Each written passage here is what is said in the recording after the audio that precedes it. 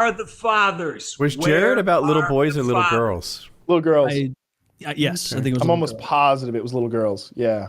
Could have been a mix. I'm not sure, but he, regardless, is a pedophile. So how does that translate in prison? In prison, how's that translate? If it's little boys, she'd probably be dead. But with little girls, it doesn't matter. No, so like usually, so I've been to prison. So we have a subject matter expert. Yeah. So I spent a couple months at a federal prison, and I didn't get any experience about pedophiles there myself. But I talked to plenty of prisoners who had their own pedophile experiences. Usually, those guys are in their own unit or even their own prison. So like the idea that like a pedophile just gets thrown to the wolves is usually not true. Like more likely the circumstance would be like he's done pedophilia before, but now he's arrested for like whatever, Grand Theft Auto, and then the other prisoners find out that in the past he was a pedophile, and then they do something awful to him. But it wouldn't matter, girls, boys, whatever. Like he's gonna get fucked up. They put all the pedophiles in one prison called a pedulary something. It's called a rapiary. A rapiary. I believe it's called the Catholic Church. Hot take. Haven't heard that one. That's brand new material. They usually put those guys in their own unit or their own prison because otherwise they'll get eaten alive. They'll get murdered. They'll get beaten. They'll get castrated. Like something awful. They should take that unit and combine it with the Scared Straight stuff and really teach those kids a lesson. Oh, you get some misbe. They have to change the name of the program. Get some smart mouth 12-year-olds in there. I don't think. Except instead of scaring them straight, they're all like super kind to them and try to get them back to their cell. Yeah, they're all got a little trouble at school. That's no big deal. That's no big deal. No big deal, dude. You'll be fine. You know, I got a cool stereo system back in my cell. You want to see it?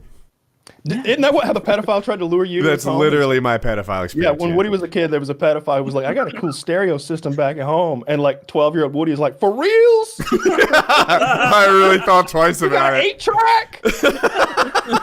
You almost got raped. You got some Bee Gees back home? Let's go. That's how I learned to play pool. Literally, I learned to play pool from a pedophile who was trying to seduce me. Wait, was that the same? That was the same guy? Yeah. Back and forth, Woody. Back and forth. Did he ever stand behind you and help you shoot? Yes. Yes. How else do you teach someone to play pool?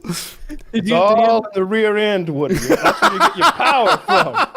Right here, right on your glute. Feel how my hips are moving. Feel how our hips are in sync, Woody. I hope he chalked his cue before he turns from a lube to kind of a soap. Let me put my ball in your pocket. Oh my! Oh no, he went there with it. Yeah, I don't think I ever had any pedophile experiences as a kid. I was warned of pedophiles, of course. Like I think when I was warned like very early because like that's when you should. That's when they want you. It's smart, right? Like because like I spent most of my like early child when I'm like 5, like I spent weekends with my grandmother, and she would always warn me like don't get away, like a pedophile will get you and they'll torture you to death. And I was just like like they'll cut you to ribbons, and I was just so scared all the fucking time, like in fucking stores and shit. If I had quarters, I would have had no use for that pedophile. But even like $1.25 wasn't because you don't know this. It was an arcade, right? It was a video game arcade, back before everyone had video games at their house. So you'd go to the arcade, and in the back of it, they had pool tables and pinball and shit like that. And this guy was an adult with what seemed like an endless amount of money. I mean, sometimes as much as $2. And is that a roll in your quarters, mister? Or are you just happy I'm back dude, in the a roll of I saw this guy. There was a game that you could like put quarters into extend your game. That wasn't always a thing. It was kind of a new concept. This guy would take a fucking roll of quarters and put it on the glass, implying like, I'm not going anywhere. If you're hoping you're next, go to dinner and come back because I have an entire roll of quarters, which was an unfathomable amount of money to me. And I'm like, how does he do this? And then one day he came still dressed as a postal carrier. And that was his bottomless supply of money. What it takes to be rich to a young kid is not a lot. Like I remember. Yeah, like $45K a year will do it. Yeah. I remember Because we are talking about $25, right? That's what a roll of Is quarters it 20 or 25? I'm not even sure. In my head, it's 25. not a lot. Not a lot of money. It'd be 100 quarters, right? Isn't that what they do? Yeah. I don't know. I hadn't rolled change since I was a kid. I don't know. I haven't done that either. I It's remember my grandma had a little $10. machine for it. $10. It's $10. Nothing. $10, yeah. There's 40 of them. Yeah. Shit. I mean, yeah. Did you ever do that, Taylor? I don't know. At my house, my dad back then, like nobody used debit cards. Everybody used cash. So every night, my dad would come home and he'd take his change and he'd throw it in a coffee can, like whatever was in his pocket. And then at the end of the year, there'd be like literally 4 coffee cans worth of change. And me and my sister would sit there and roll all this change up and cash it in.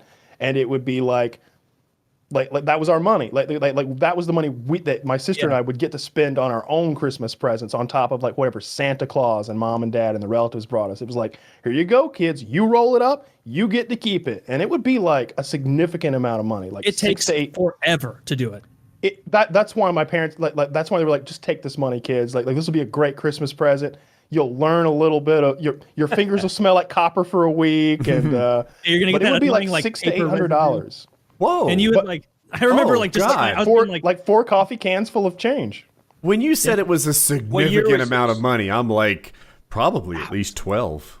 Like I No, like 4 or 5 coffee cans full of change, like full I have no concept of what that is. I don't it's like keep my $600 own. to $800. At this point, lot.